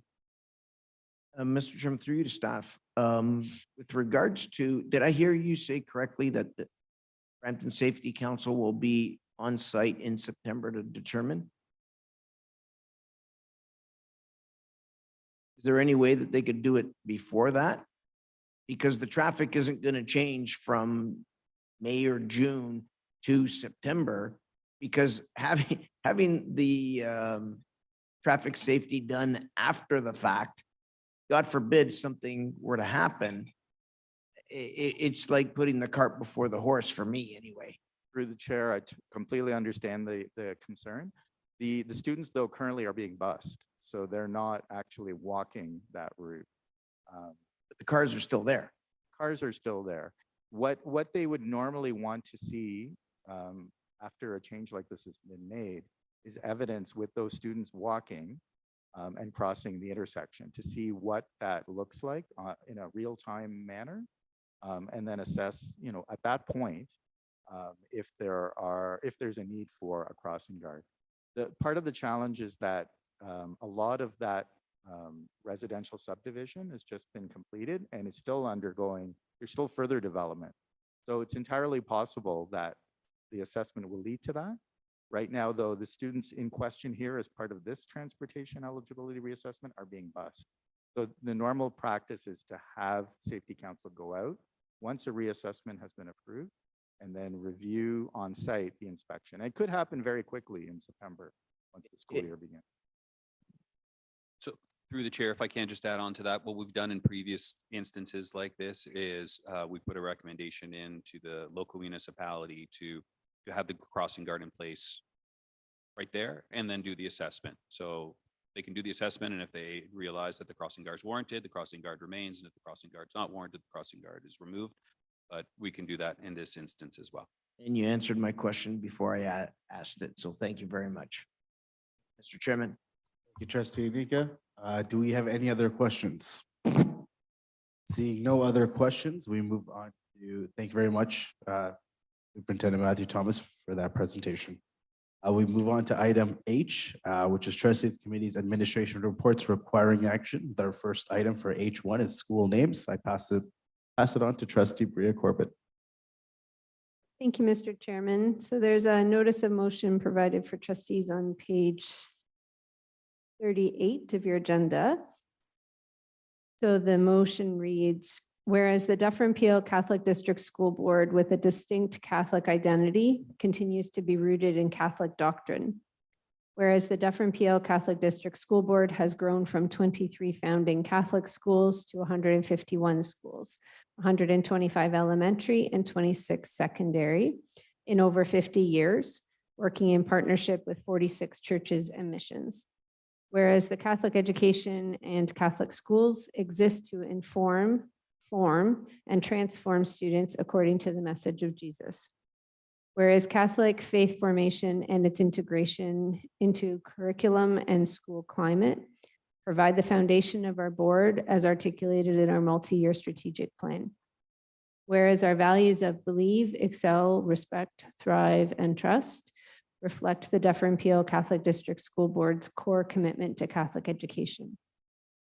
Whereas a Catholic education includes the open expression and celebration of our Catholic faith and supports opportunities for a relationship with God through the entire syllabus of the school. Be it resolved that all Dufferin Peel Catholic District School Board elementary and secondary schools have the word Catholic included in their official school name on all schools, signs, websites, and letterhead. Thank you, Mr. Chairman. Thank you very much, trustee Bria Corbett. Do we have any questions in regards to this motion? Sorry, notice of motion. Is a motion.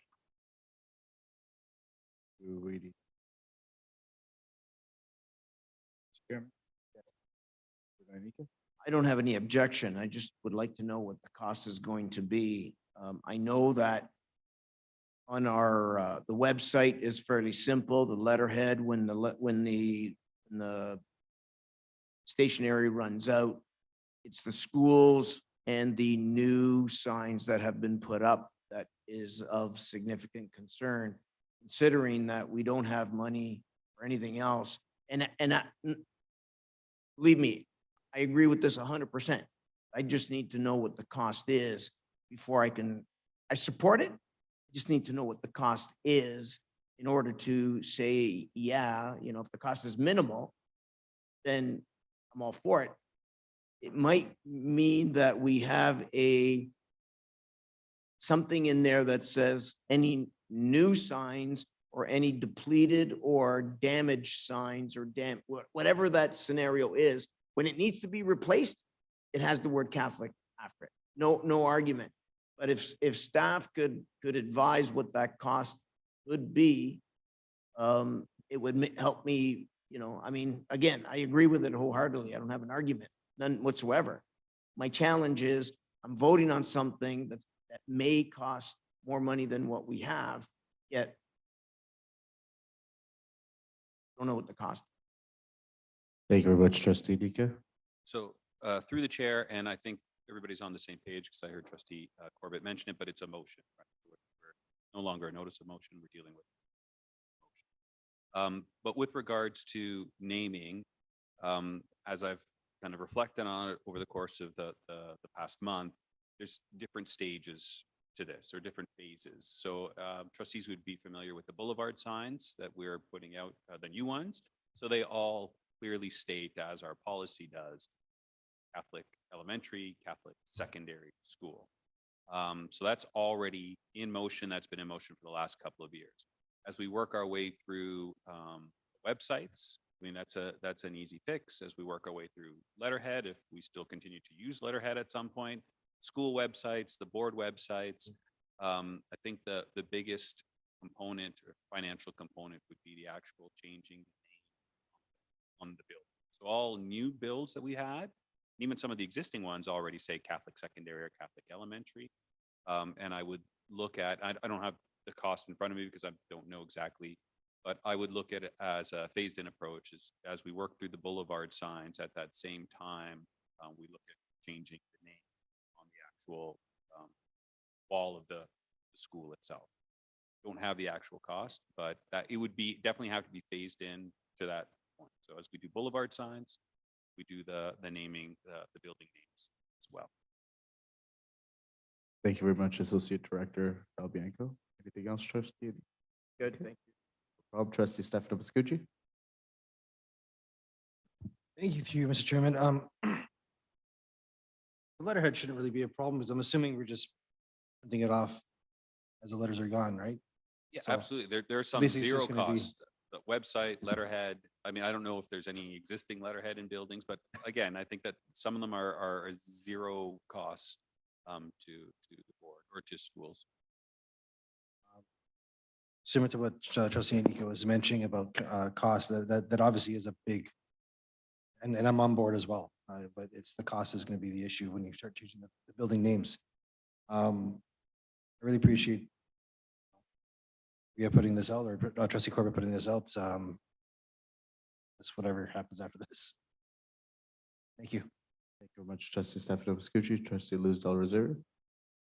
Thank you, Mr. Chair.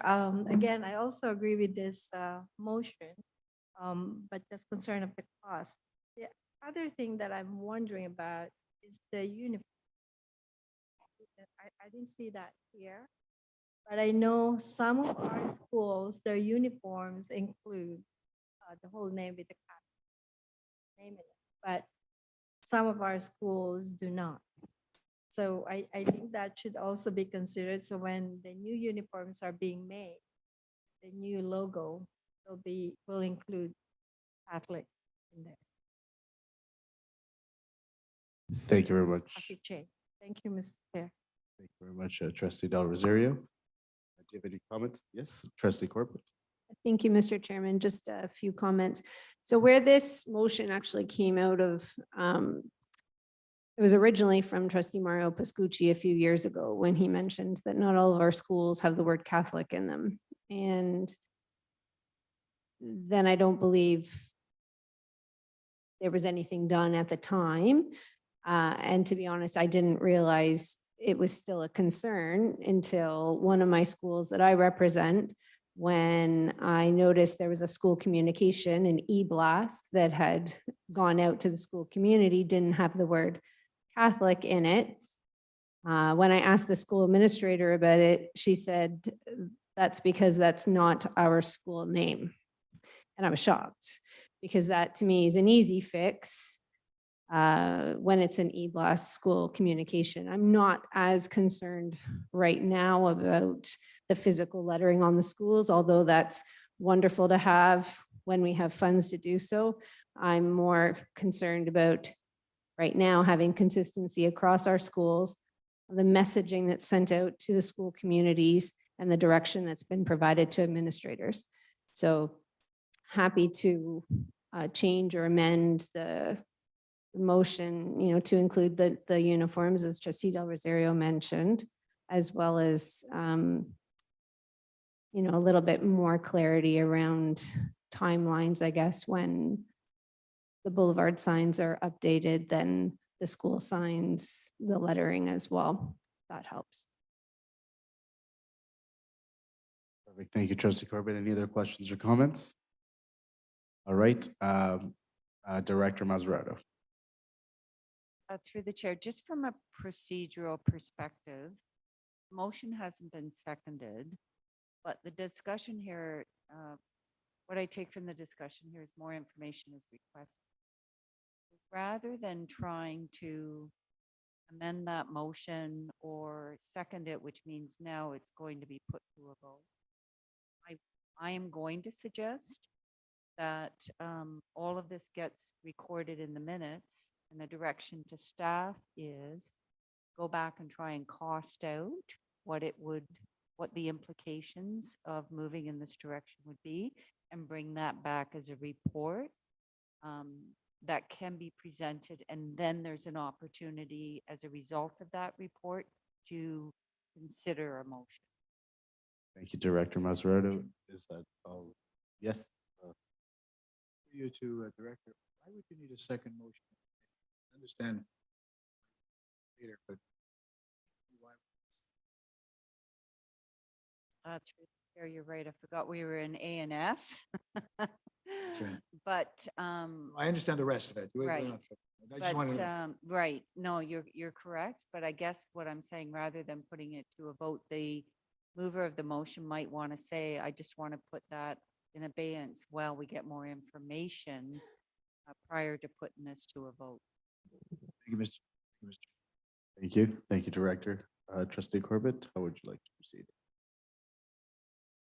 Thank you, Madam Director. I guess through you, Mr. Chairman, I guess my concern is, as I referenced this evening, that direction can and should be provided to all of our schools to include the name Catholic in their school names through their school messenger communication, their e-blast, their school newsletters, the things that don't require any cost associated with them. I think it's a practice that should be adopted and can be adopted immediately.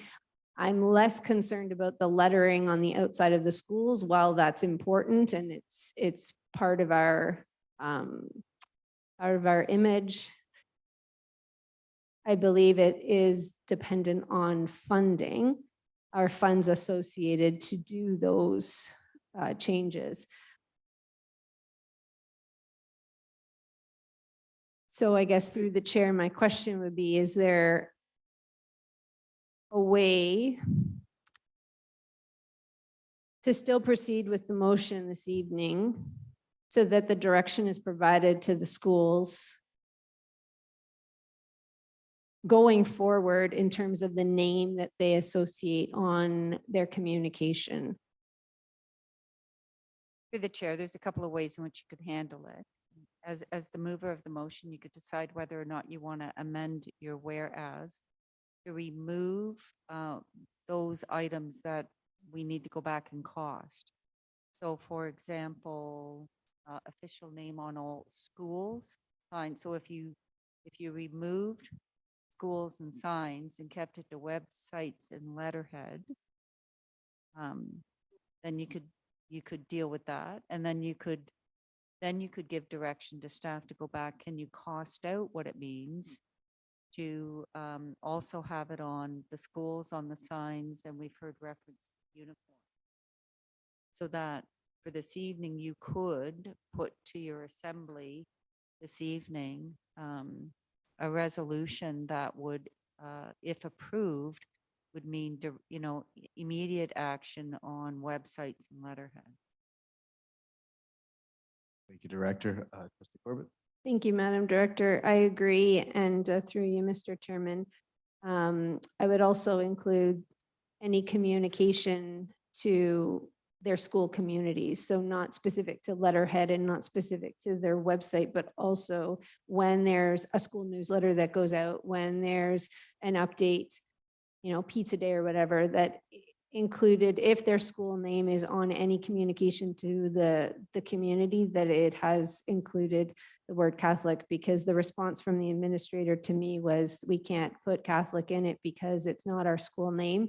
To me is a concern because they feel restricted in terms of what they can say. So through the chair, that I think that's a good compromise. No problem. Thank you very much, Trustee Corbett. So just for the Board of Trustees, if you can read the motion that you're bringing forward for this evening, and then we will call.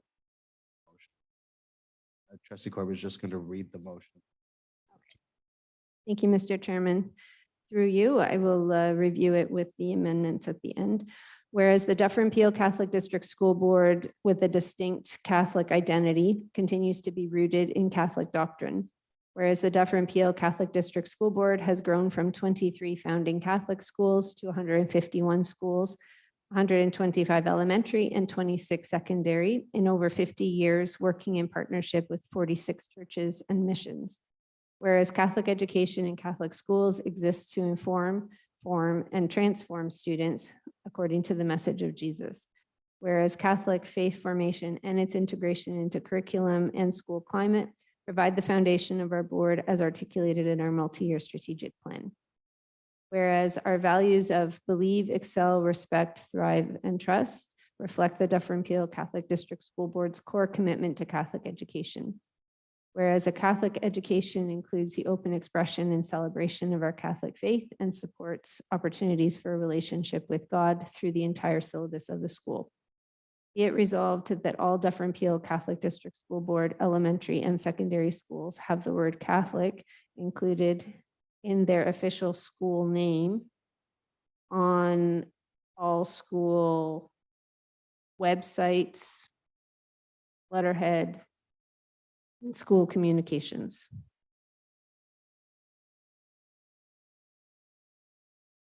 That's it. Perfect. All right. If all in favor, if I could just have your hand please raised. All in favor? All in favor, if you could just. I can see her. I have Herman, it's only Trustee Darrell D'Souza, if you could vote.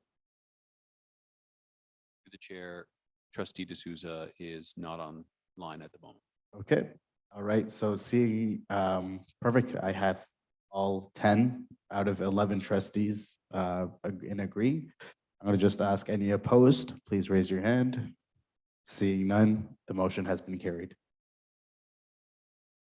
Thank you very much. Next, we move on to, we have no notices of motion this evening. We have no additional business. We move on to next item, which is questions asked of and by board members. I have Trustee Mario Piscucci, Trustee Stefano Piscucci, Trustee Bruno Inica. Start off, Trustee Mario Piscucci. Thank you, Mr. Chairman. The question I have to ask is regarding the daycare scenario. Our staff had a question asked from a constituent, and response was very, very positive in the sense of what to do and why we're doing it. We're accommodating the needs to, well, so we're addressing the needs of taking care of the school, et cetera. Has anything else come from it through you to Mr. Chairman, to staff? Has anything changed since the last discussion you had with the parent regarding trying to find a home care center for the YMCA? I think it was YMCA they're dealing with. Through the Right. chair, the issue was that, or is that the school in question was selected by the YMCA to offer a summer camp this summer. Unfortunately, the facilities department, or not unfortunately, but the fact is that the facilities department is undertaking maintenance work at the school this summer, which would have made it very challenging and unsafe, quite frankly, to have little ones in the building at the same time as the maintenance work is extending throughout the entire school.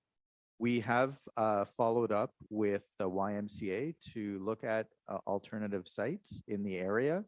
At this time, the YMCA has indicated that the schools nearby didn't have didn't meet their needs, basically, for one reason or another. So the discussion continues, but at this time, there's not been a resolution about finding a nearby alternate site. Mr. Chairman, would you mind bringing as close to a resolution as possible at the board meeting at the end of the month? Through the chair, my hope is that I can have something well before that in terms. And I of know you're doing further everything news. you can humanly do possible. May, Mr. Chairman, two more questions. There's an address that was, a piece of paper was sent to me that there are 10 pages long regarding a telecommunication tower going on in 1891 Rathburn. And I know they've come, visited they addressed their concerns to the local individuals who represent them. Question I've asked you through staff, what normally happens when a situation where a tower is planned for a community, in this case 1891 Rathburn, which is quite close, almost down the street from St. Martha and Mary?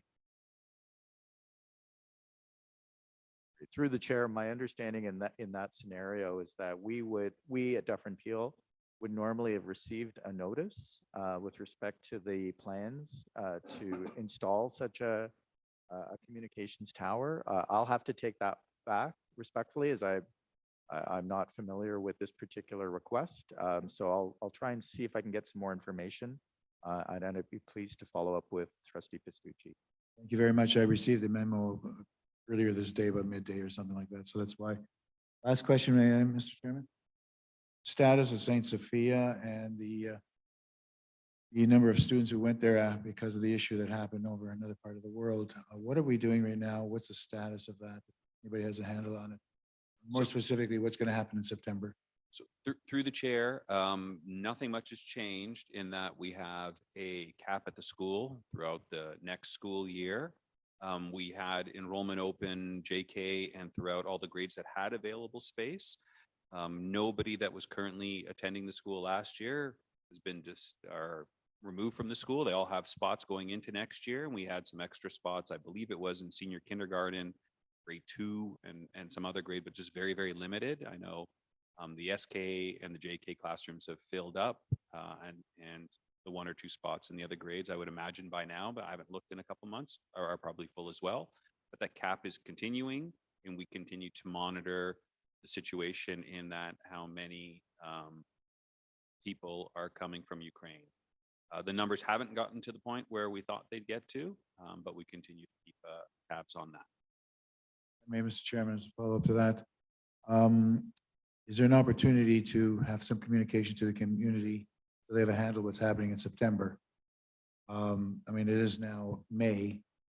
Some type of communication would say, listen, this is what's happened. The community is stabilized, or the numbers have stabilized. The services are there if you need them. September going forward, we just basically is a mirror image of what's happening in June of this year.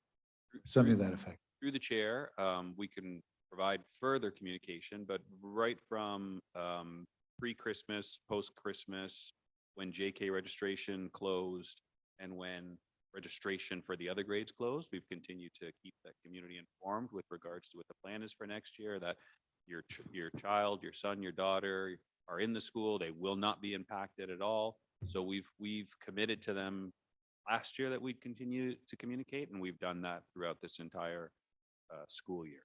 Thank you very much. Thank you, Mr. Chairman. Thank you for your indulgence. Next, I have Trustee Stefano Vespucci. Thank you. Question through you, Mr. Chairman, to staff. I didn't provide this earlier, so please provide me whatever information you can.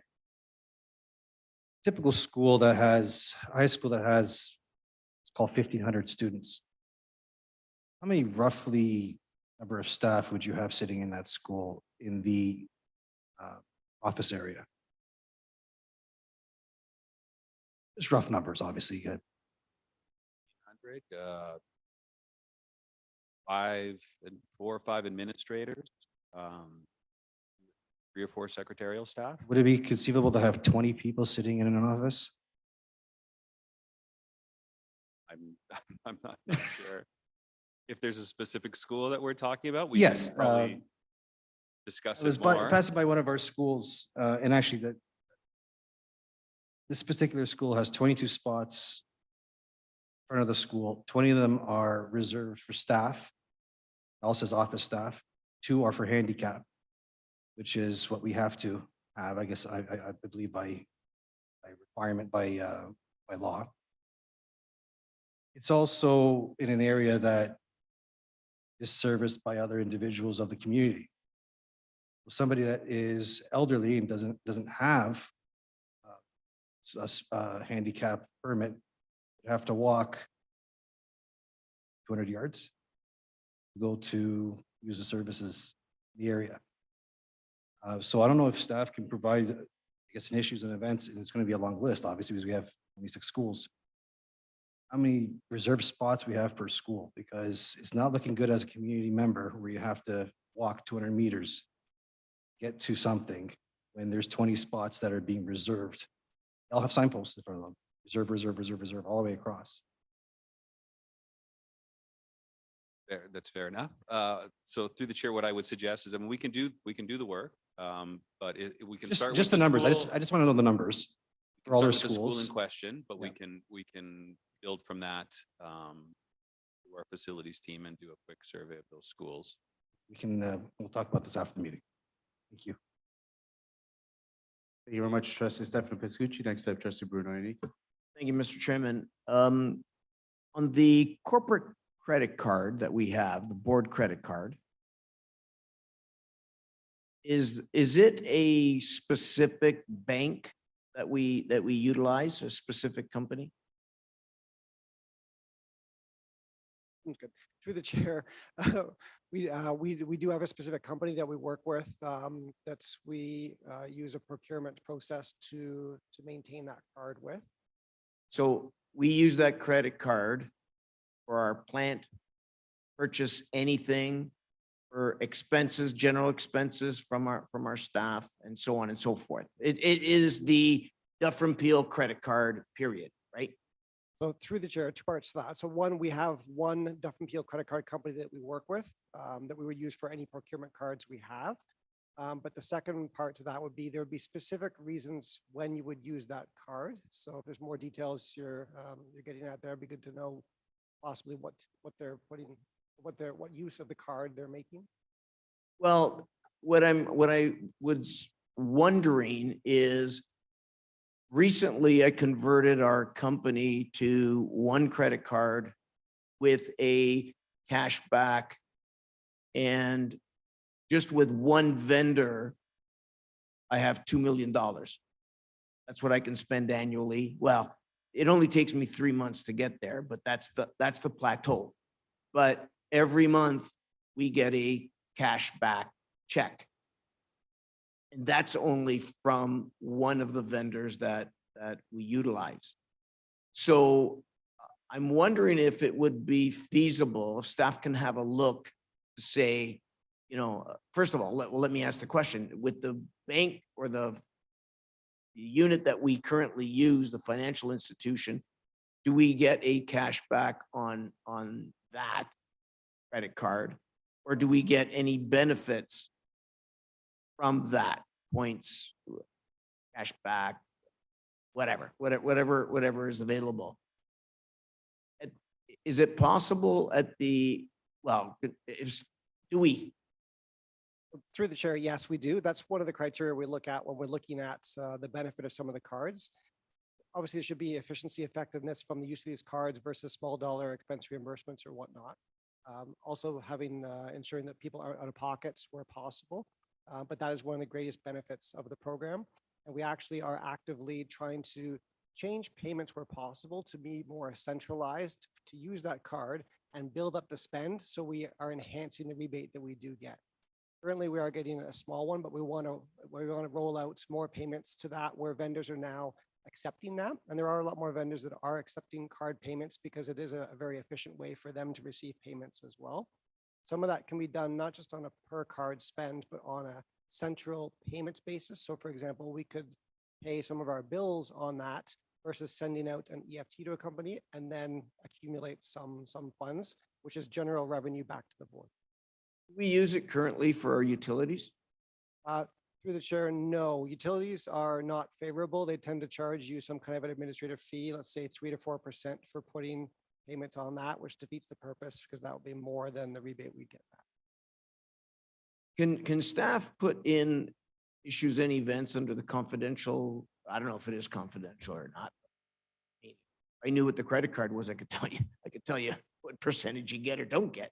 But is it possible to indicate what benefits that we've received and what the plan is going forward to implement that for all?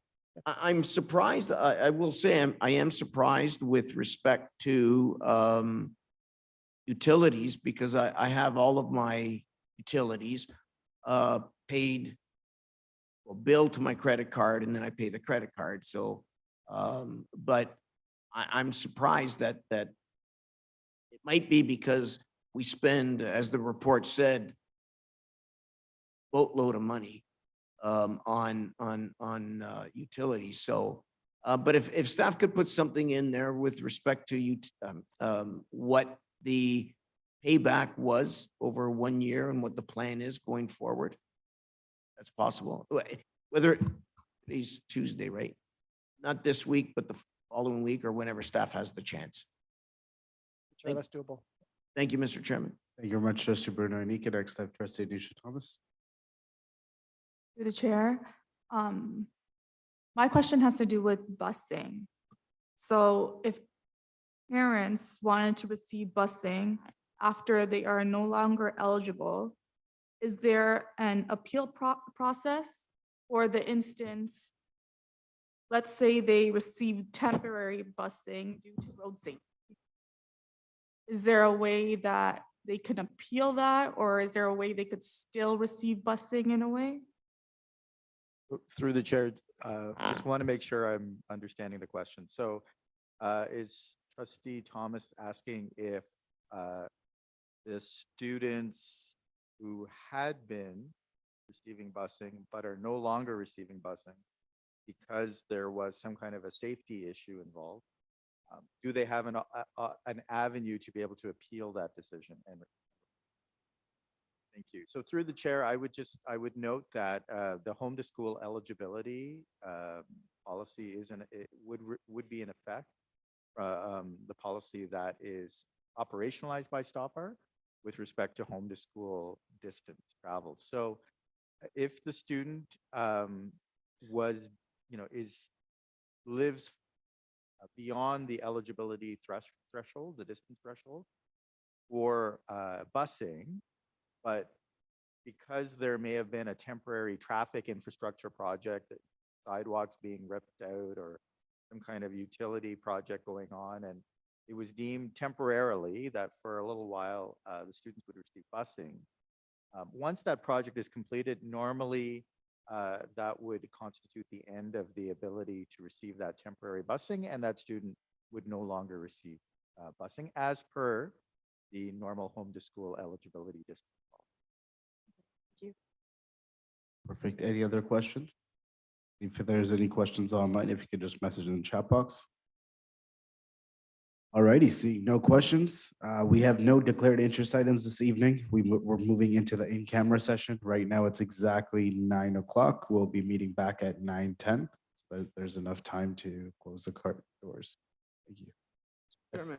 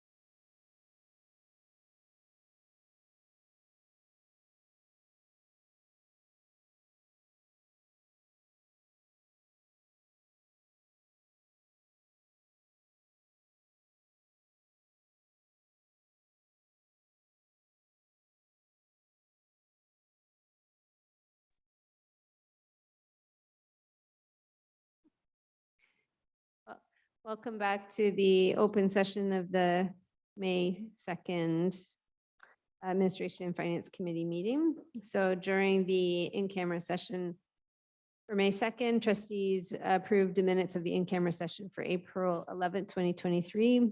And the motion from tonight's in-camera session is that the private session in-camera committee of the whole recommend that the Board of Trustees approve the action related to the personnel matter.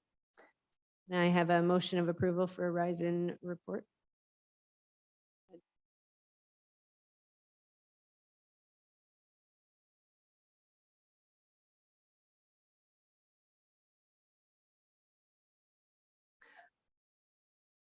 Okay, no problem. Can I have a mover for that motion? Trustee Mario Piscucci has moved the motion. All in favor? Any opposed? Seeing none, carried. Okay, now I need a motion of approval for the rise in camera and report. Moved by Trustee Thomas. Thank you. All in favor? Any opposed? Seeing none, carried. Motion to adjourn tonight's meeting at 10:10. Thank you, Trustee Piscucci. All in favor? Any opposed? Seeing none, carried. So once again, thanks to our members of the public for joining in this evening. We always appreciate your attendance. Our next Administration and Finance Committee meeting will be the last one for the school year on June